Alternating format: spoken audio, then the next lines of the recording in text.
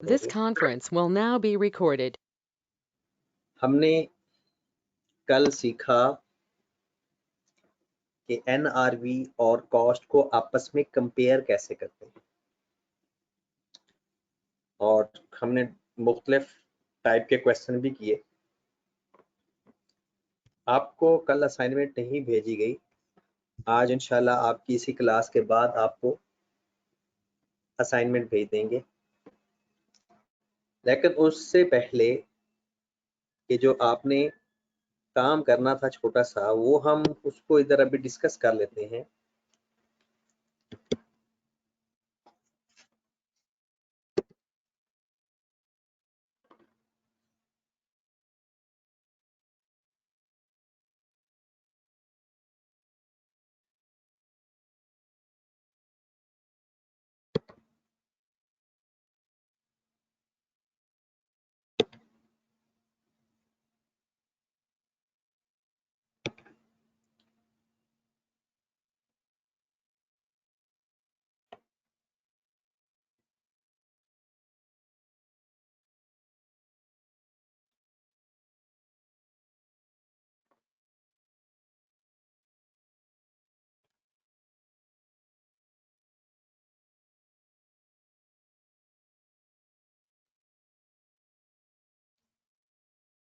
आज ये असाइनमेंट आपको भेज दी जाएगी और इसके साथ साथ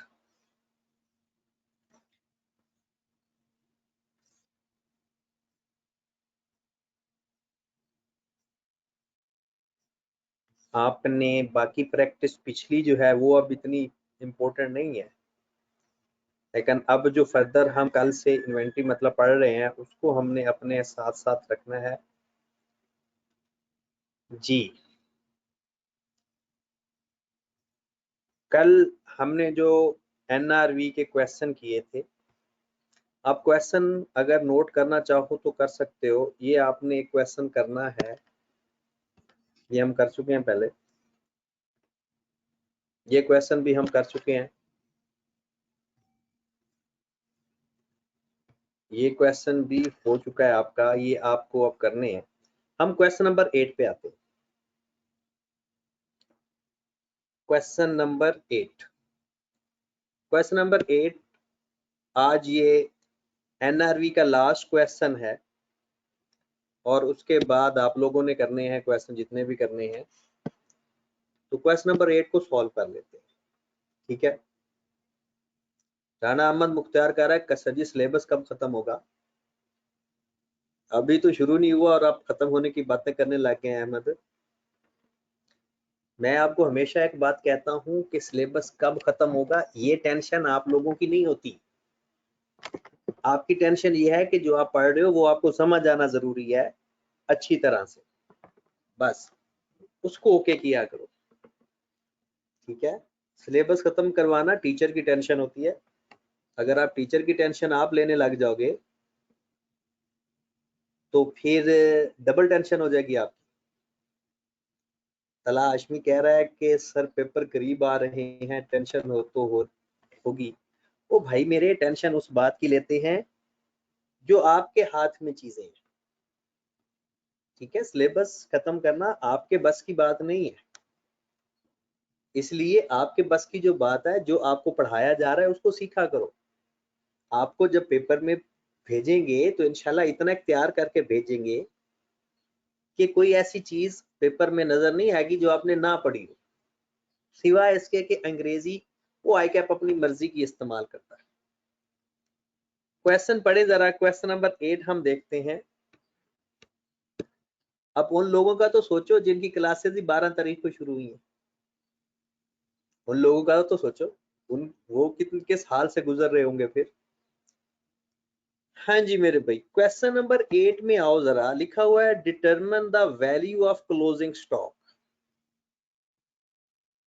ये कल क्वेश्चन हमने किया था।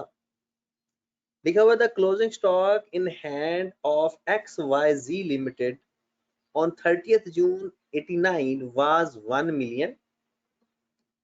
A sample of 20% of the stock was examined in detail and it was ascertained as follow. मतलब क्लोजिंग स्टॉक की वैल्यू आपने लिखी हुई है 1 मिलियन। आपने ऐसा किया कि उसका 20% सैंपल के तौर पर चेक किया तो पता चला हमें कि 60% of the stock could be sold at usual selling price, कि जो 60% स्टॉक है वो आपका नॉर्मल सेलिंग प्राइस पे बिक जाता है। जो 60% ऑफ का स्टॉक है वो नॉर्मल सेलिंग प्राइस पे बिक जाता है, which yield 33% gross profit on sales. मतलब कितने पे बिकता है? 33% प्रॉफिट पे। तो क्योंकि बात, इसके बाद नेक्स्ट है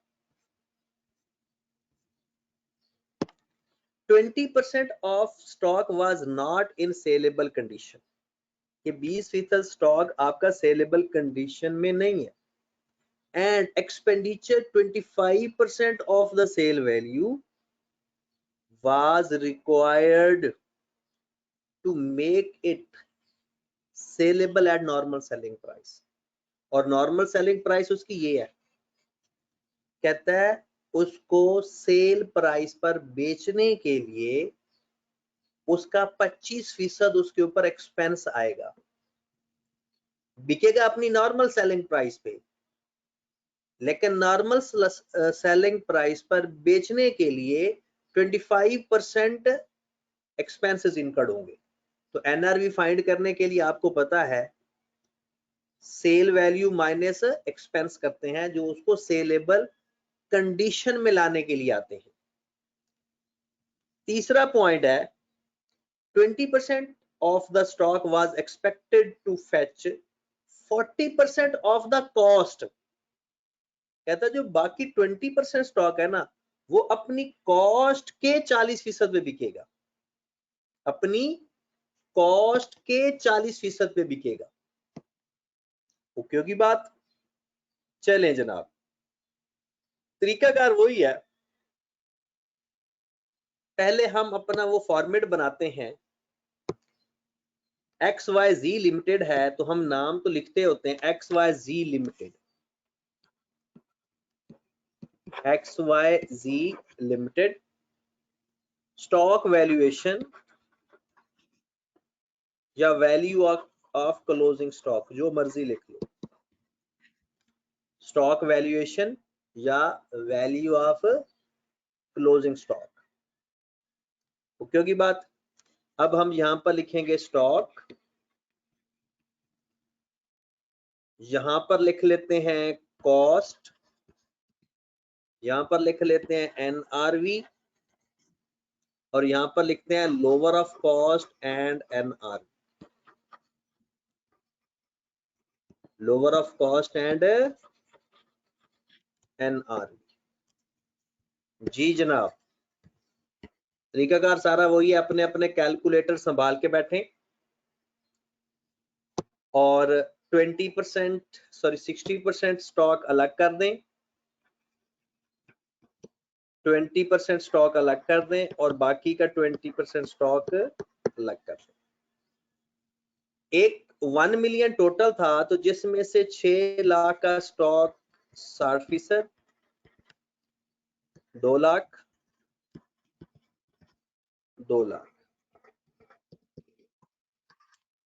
जी मेरे भाई, अब आप ये सोच रहे होंगे कि उसने सैंपल के तौर पर टेस्ट तो सिर्फ 20% किया है। तो मेरे भाई टेस्ट 20% किया है, लेकिन हमने पूरा क्लोजिंग स्टॉक की वैल्यूएशन करनी है, हमने तो अपना पूरा क्लोजिंग स्टॉक बताना है ना। वो तो 20% सिर्फ इसलिए उसने टेस्ट किया है कि चेक कर ले कि सारा स्टॉक बेहतर कंडीशन में है या नहीं। अब आप लोगों ने मुझे इन तीनों की एनआरवी फाइंड करके देनी है। जल्दी से 1 बाय 1 तीनों की एनआरवी फाइंड करके दें, ये आपके पास क्वेश्चन है। इन तीनों की एनआरवी फाइंड करके दें।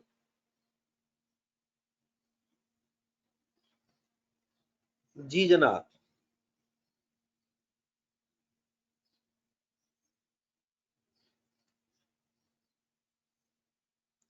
मैं यहां पर ही लिख देता हूँ 30% है स्टॉक, तीनों की एनआरवी फाइंड करनी है।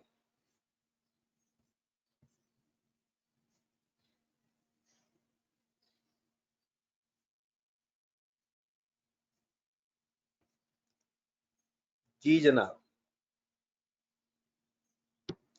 बताते जाना सबकी एनआरवी फाइंड करके।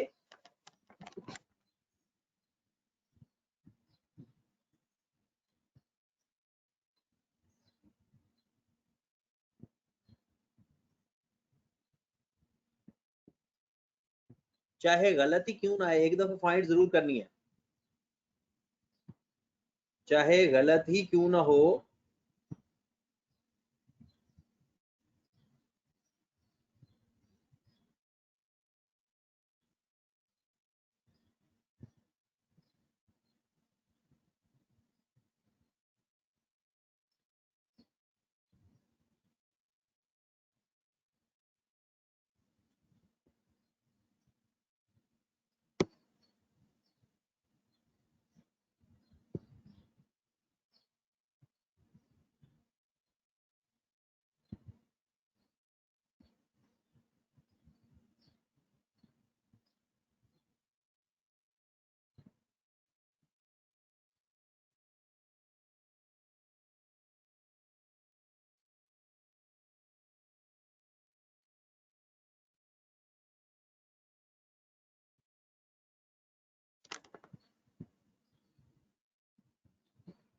तला हाशमी का 798,000 आ रहा है। तला भाई फहद का भी यही आ रहा है। तीनों की करनी है एनआरवी, बारी बारी तीनों की एनआरवी फाइंड करनी है।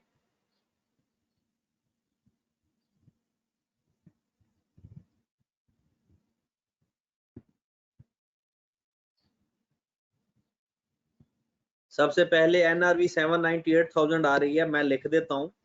अब मुझे कंफर्म नहीं है, अभी मैंने फाइंड नहीं की। 3-4 लोगों की यही आ रही है, तो मैंने भी यही लिख दिया है।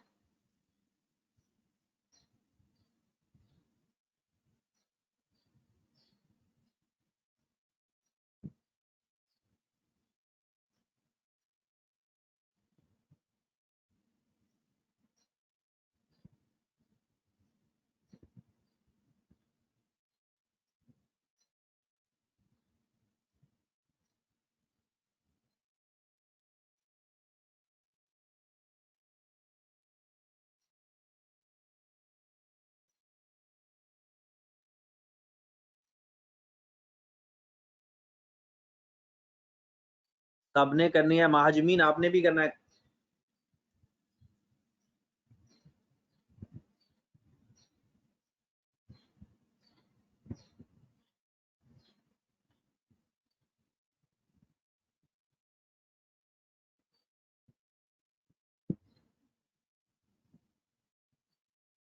अमन का दूसरा आ रहा है 195। ये मैं लिख रहा हूं, ये कोई हार्ड एंड फास्ट नहीं है।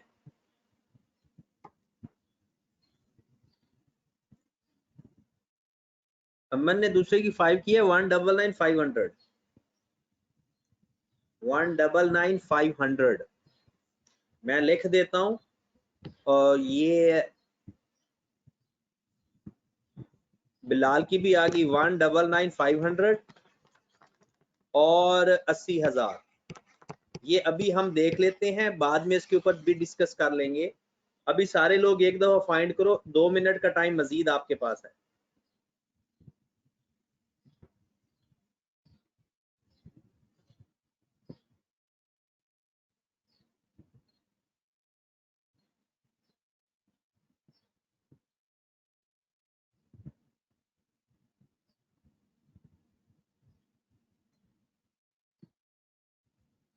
जी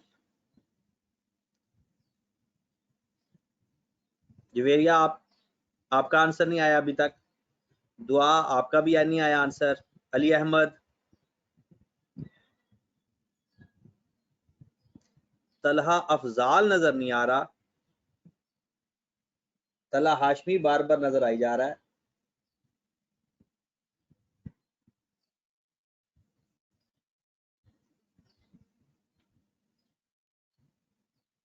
ज्वेरी आपका 82,000 कैसे आ रहा है, जरा चेक करना दोबारा।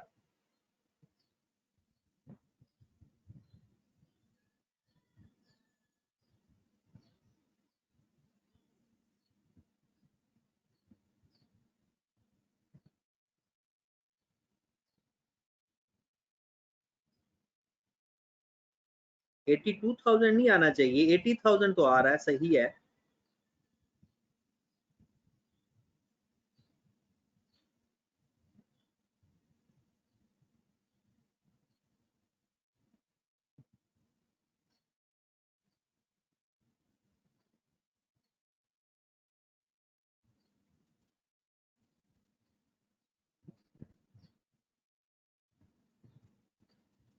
$80,000 तो लगता है। तस्वीरुल्लाह खान, आप अपना पहला आंसर चेक करें जरा।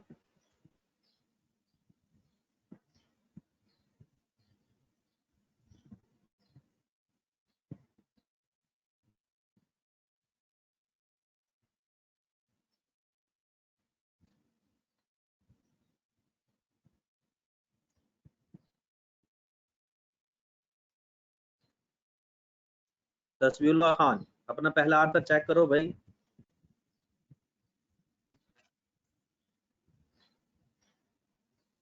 चलें जी, देखते हैं, आते हैं जरा इसकी एनआरवी सारे मिलके चेक करते हैं भला।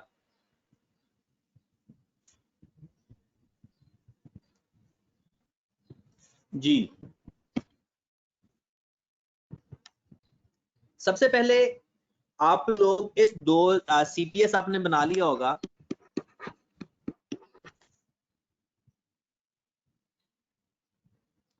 आपने सीपीएस बना लिया होगा। 33% ऑफ सेल था, सेल को आपने 100 रखा।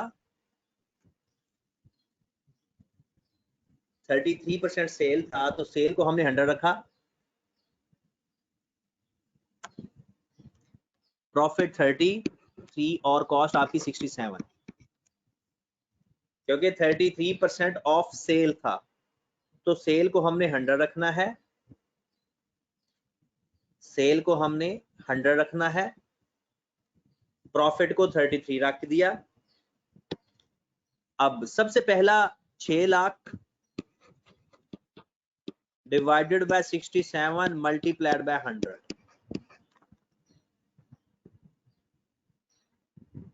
जी जनाब, करो जरा कैलकुलेट। सबसे पहला 600,000 को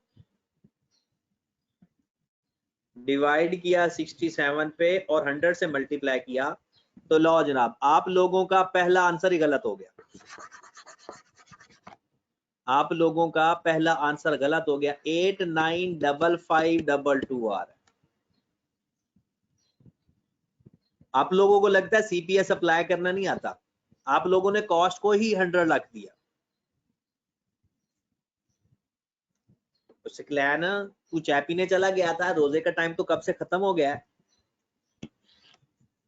दूसरा देखें, दूसरे के बारे में उसने कहा कि पहले उसकी नॉर्मल सेल वैल्यू फाइंड करते हैं।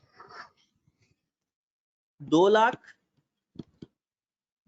डिवाइडेड बाय 67 मल्टीप्लाइड बाय 100, वो नॉर्मल इस वैल्यू पे बिकेगा।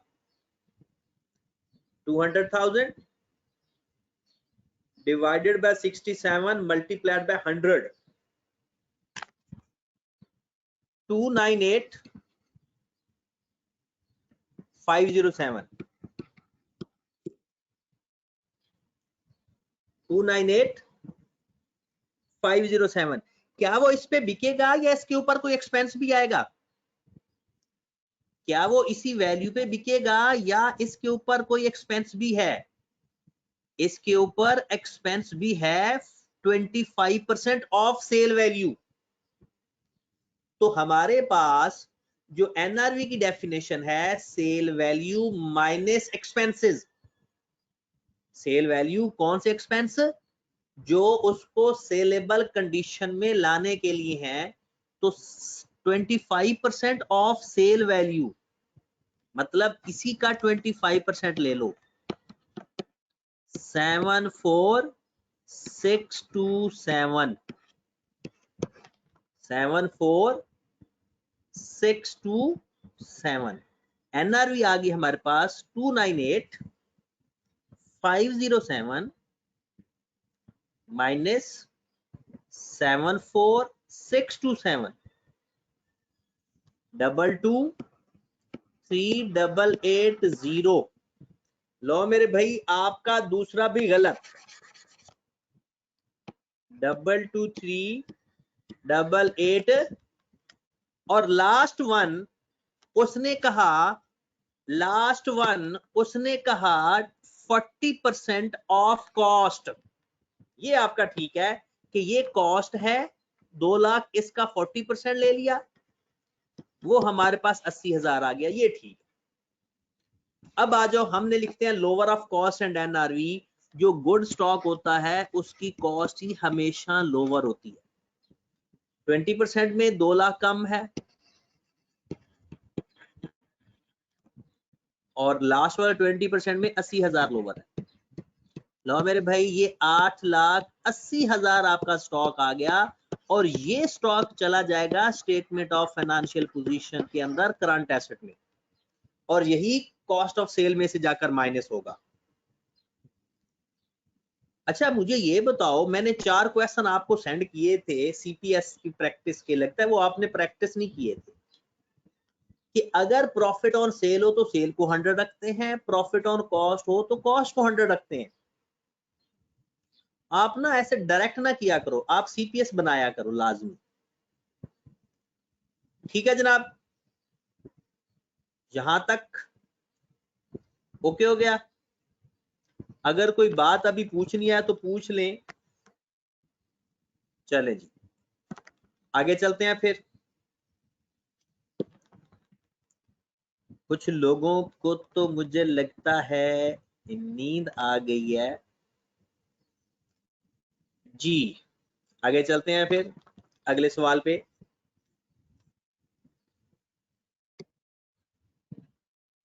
अच्छा अगला सवाल थोड़ा ज्यादा टेक्निकल है, ये क्वेश्चन आपने खुद करना है एज अ होमवर्क के तौर पे। हाँ जी साकिब भाई, यही हमारा क्लोजिंग स्टॉक होगा जो हम स्टेटमेंट ऑफ फाइनेंशियल पोजीशन में करंट एसेट में लिखते हैं, और स्टेटमेंट ऑफ कंप्रीहेंसिव इनकम के अंदर, स्टेटमेंट ऑफ कंप्रीहेंसिव इनकम के अंदर हम क्लोजिंग कॉस्ट ऑफ सेल में से माइनस करते हैं। तो जनाब ये क्वेश्चन नंबर 10 मुझे करके दें। क्वेश्चन नंबर 10 जी जनाब, यही क्वेश्चन है। क्लोजिंग स्टॉक की वैल्यू, पहले रिक्वायरमेंट पढ़ लो। Compute the amount of inventory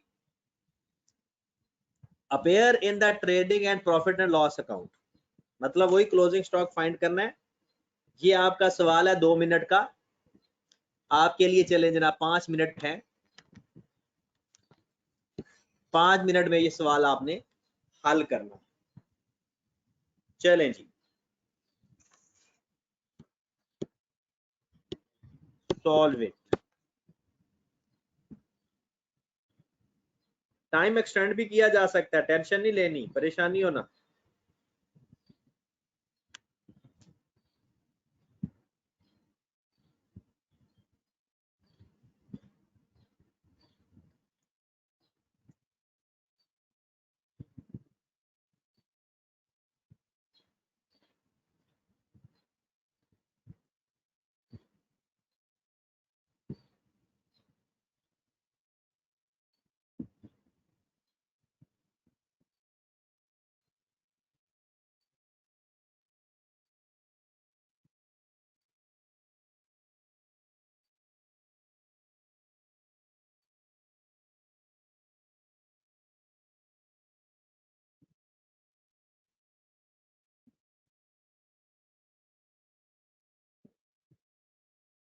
Hamza भाई लेट क्यों आ रहे हो?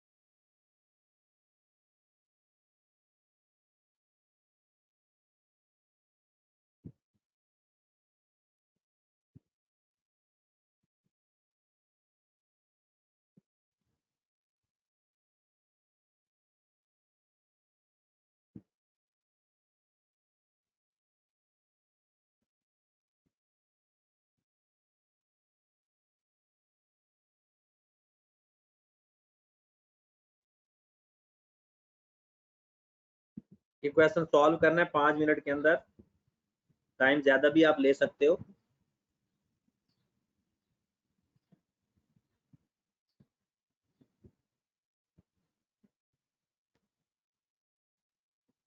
स्लैन भाई बिल्कुल फिजिकल क्लासेस होंगी आपकी इंशाल्लाह ईद के बाद।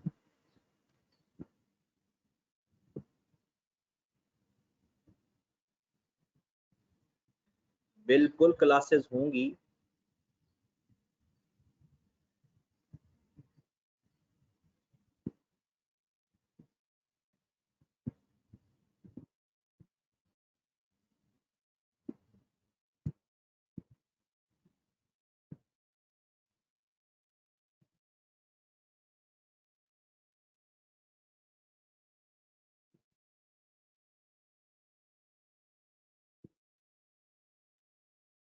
जी हो गया सवाल।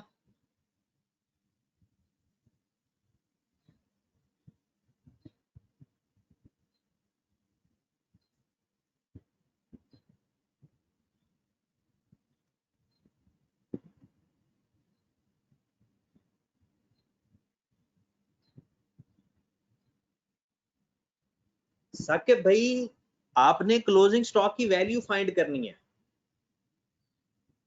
Find the value of closing stock. आपको ये 3 टाइप के स्टॉक गिवन है, अल्फा, बीटा और गामा।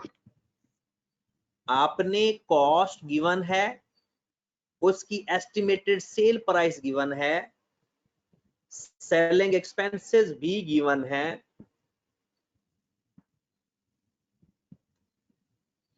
आपने कॉस्ट और एनआरवी फाइंड करनी और कंपेयर करते जाना है।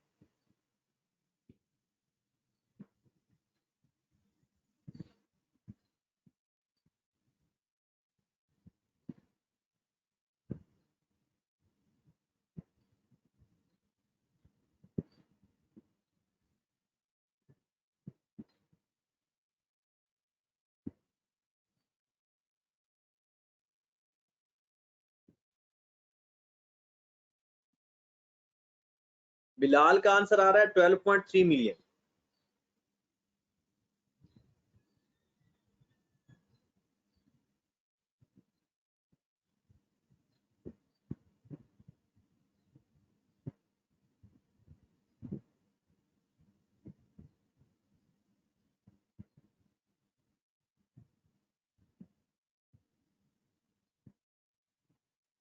शुएब का 12.15।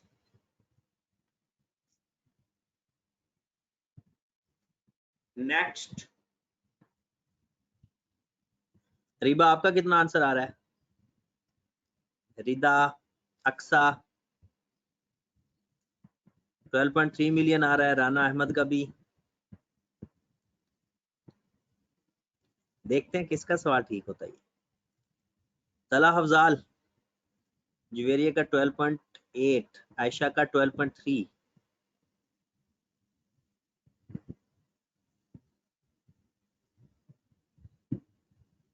फरवा ने लगता दूसरा बैच ज्वाइन कर लिया है, क्योंकि फरवा यहाँ पर आंसर नहीं कर रहे।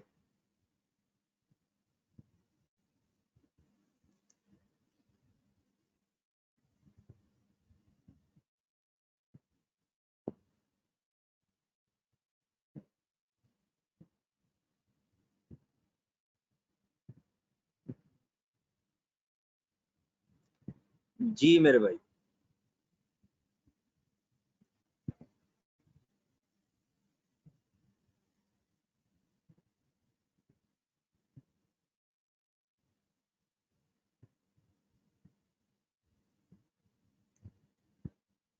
ज्यादातर 12.3 मिलियन आ रहा है।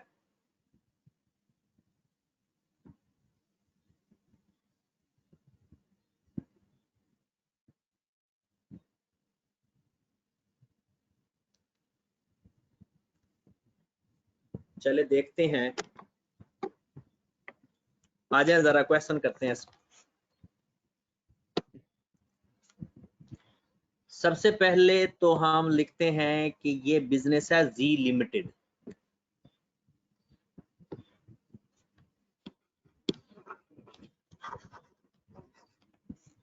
स्टॉक वैल्यूएशन कर रहे हैं हम।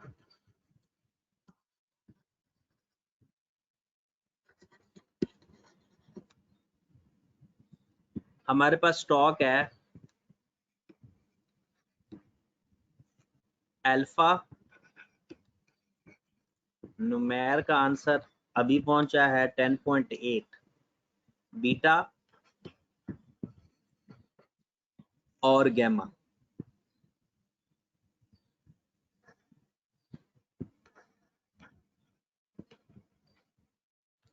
चलें जी, उसने कॉस्ट तो खुद बता दी है। कॉस्ट हमारे पास है 12, 6 और 8।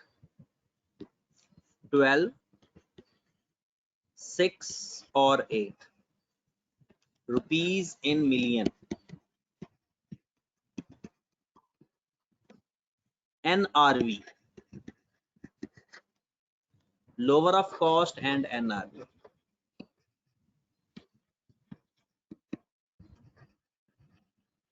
चले जनाब, अल्फा के बारे में सुन लें। वो कहता है अल्फा की ना कोई सेल वैल्यू है, वो स्क्रैप कर रहे हो 0.9 का।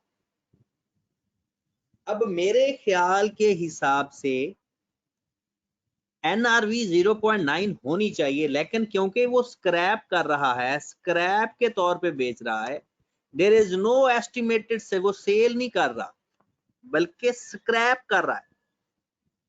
वो सेल नहीं कर रहा बल्कि स्क्रैप कर रहा है, इसलिए उसकी सेल वैल्यू 0 समझी जाएगी। मतलब उसकी NRV है ही नहीं, उसकी NRV है ही नहीं, वो स्क्रैप हो गया। हाँ, अगर वो कहता कि सेल एज अ स्क्रैप, वो कह देता कि उसकी स्क्रैप के तौर पे, यानी कि एस्टिमेटेड सेल वैल्यू कुछ ना कुछ जरूर बताता, तब हम उसकी NRV जरूर लेते, क्योंकि एस्टिमेटेड सेलिंग प्राइस। और वैसे मेरे ख्याल में तो इसको NRV लेना चाहिए, लेकिन आई कैप नहीं लेता तो फिर हम उसकी ही मानेंगे, क्योंकि बिक तो रहा है आखिर, चाहे स्क्रैप के तौर पे भी बिक रहा है, उससे वैल्यू रियलाइज तो हो रही है। तो मेरे हिसाब से तो ये NRV होनी चाहिए, लेकिन आई कैप के हिसाब से ये NRV नहीं है। वो कहता है कि ये सेलिंग प्राइस जिनी NRV की डेफिनेशन को ये पूरा नहीं कर रहा। ओके, अब आ जाते हैं नेक्स्ट, NRV फाइंड करते हैं। बीटा की सेल वैल्यू है 4 मिलियन, उसको कॉस्ट टू सेल आ रहा है 0.1 और estimated additional cost for repacking. और देखे जब आप सेल करोगे तो उसको पैक करके बेचोगे ना, तो ये भी उसके सेलिंग एक्सपेंस में आता है। अगर कंपल्सरी हो पैकिंग करना तो वो भी उसके सेलिंग एक्सपेंस में ही कवर होता है। तो 4 माइनस 0.1 माइनस 0.5, NRV कितनी आ गई इसकी?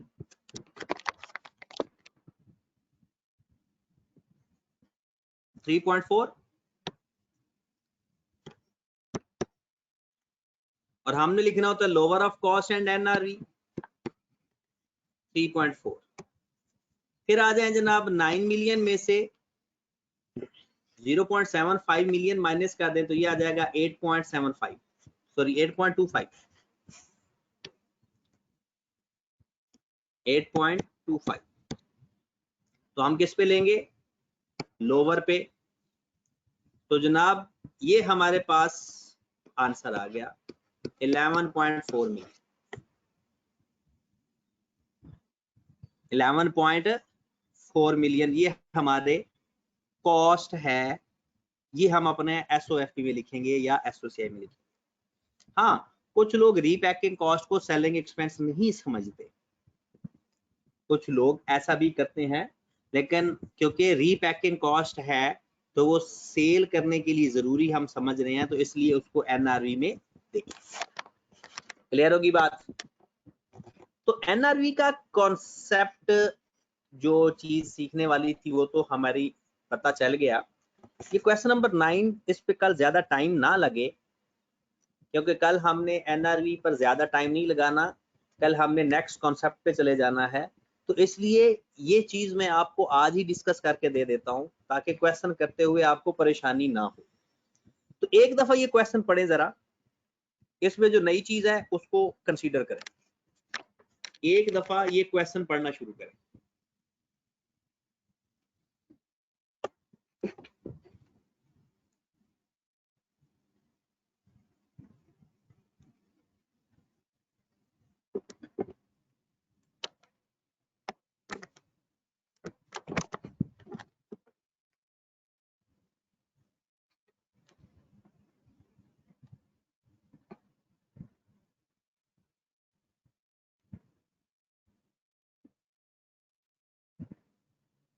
पढ़ लिया?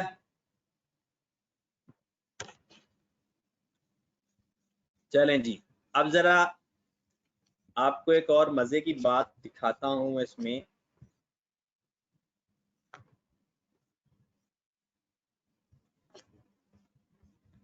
वैसे ये आप लोगों के साथ करना तो नहीं था,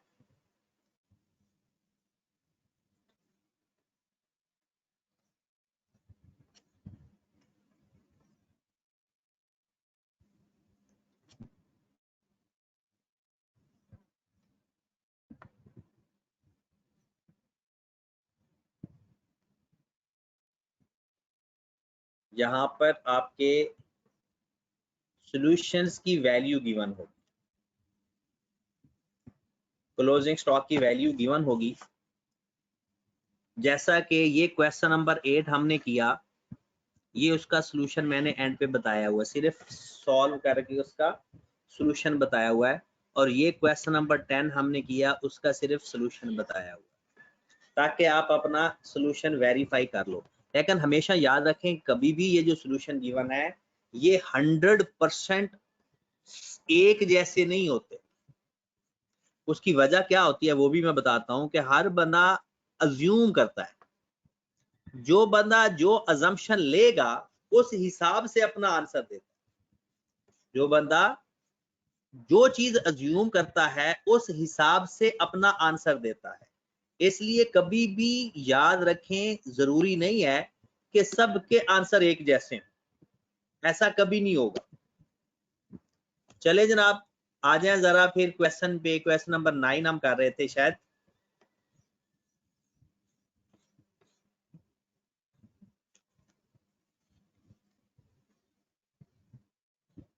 जी, वो कहता है कि जनाब आपके पास 7,50,000 है वैल्यू अहमद एंटरप्राइज के पास, 80% स्टॉक गुड कंडीशन में, इसकी तो कॉस्ट ही कम होगी।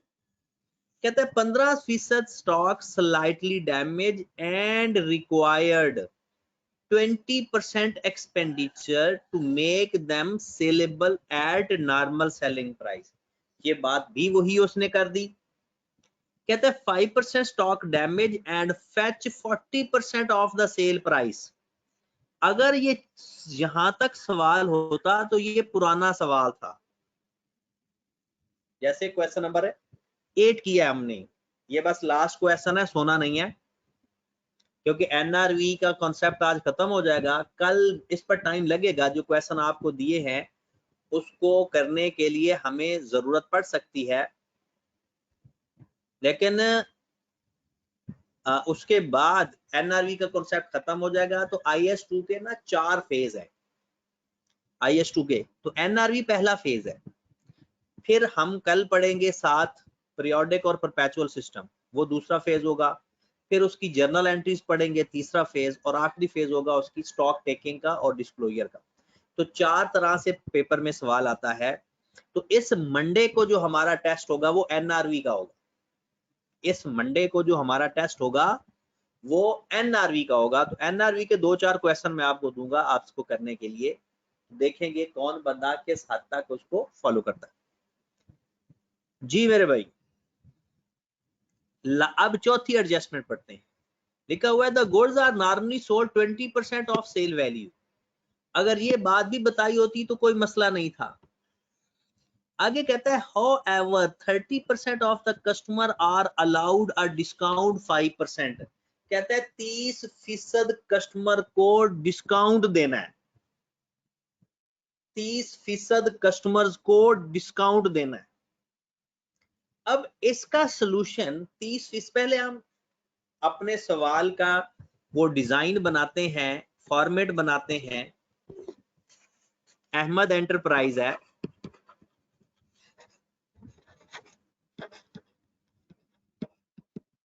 स्टॉक वैल्यूएशन,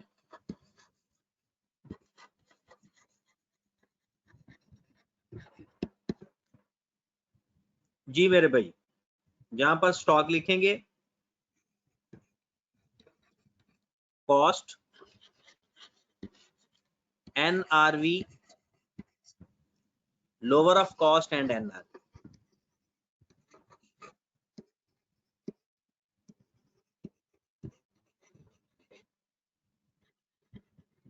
ठीक है जनाब, चलें।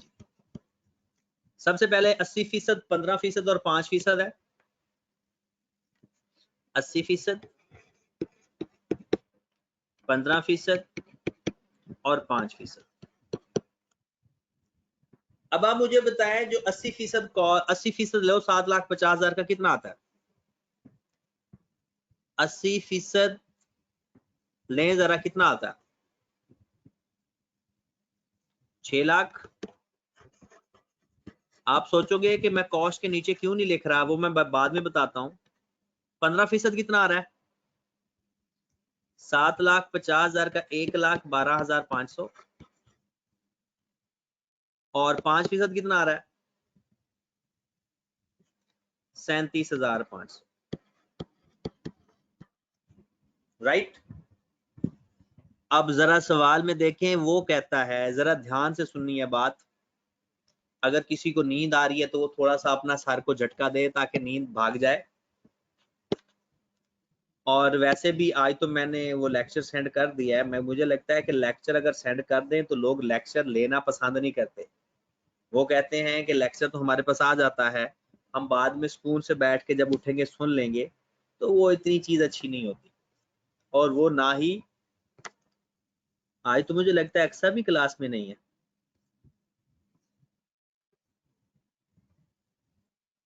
चले,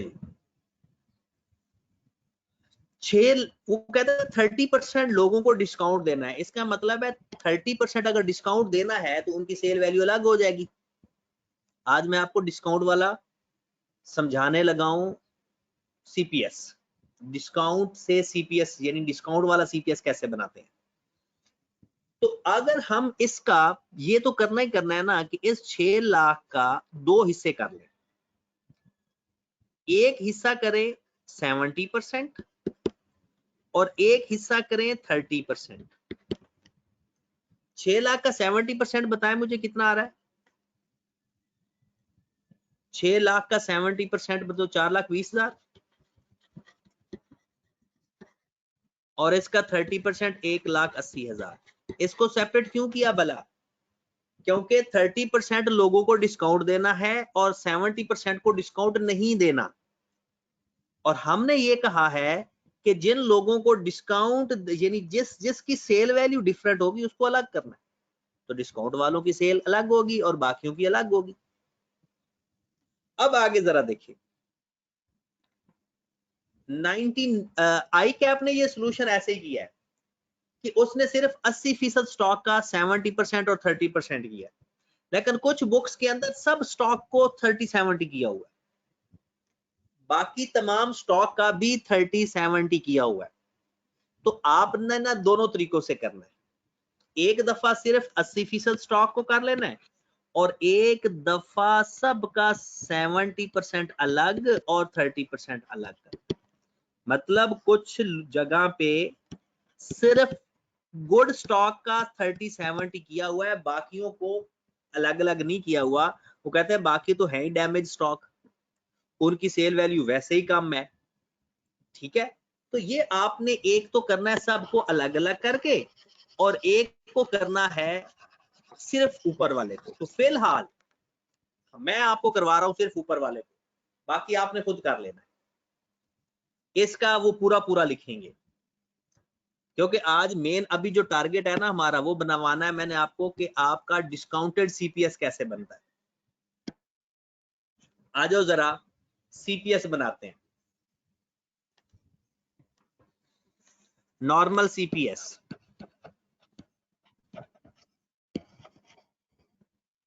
और डिस्काउंटेड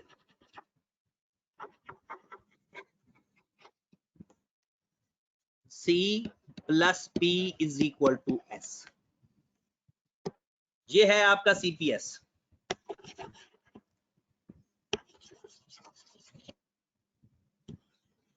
ये नजर आ गया सबको?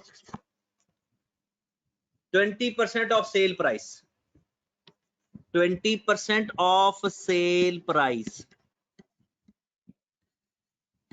जी ये बात सबको समझ लगी या नहीं? 20% of sale price.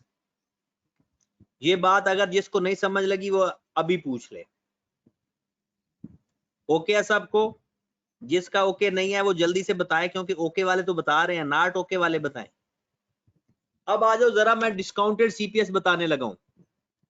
Discounted CPS C plus B is equal to S। जरा ध्यान से, जब भी डिस्काउंट देंगे कॉस्ट कभी चेंज नहीं होगी। डिस्काउंट देने से हमेशा सेल और प्रॉफिट चेंज होता है, कॉस्ट वही नॉर्मल सीपीएस वाली आएगी। जो नॉर्मल में कॉस्ट रहेगी वही डिस्काउंटेड में रहेगी। डिस्काउंट से सिर्फ और सिर्फ सेल चेंज होगी, और सेल चेंज होगी तो प्रॉफिट चेंज होगा। सेल चेंज होगी तो प्रॉफिट चेंज होगा।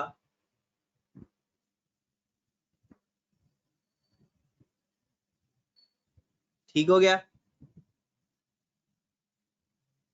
चलें जनाब, अब जरा 5% डिस्काउंट है, 30% लोगों को 5% डिस्काउंट देना है। ये जरा डिस्काउंट की वैल्यू 5% है, तो पहले चीज 100 रुपए की बिक रही थी, अब अगर इसके ऊपर 5% डिस्काउंट लोगे तो अब वो चीज कितने की बिकेगी? आप खुद बता दो।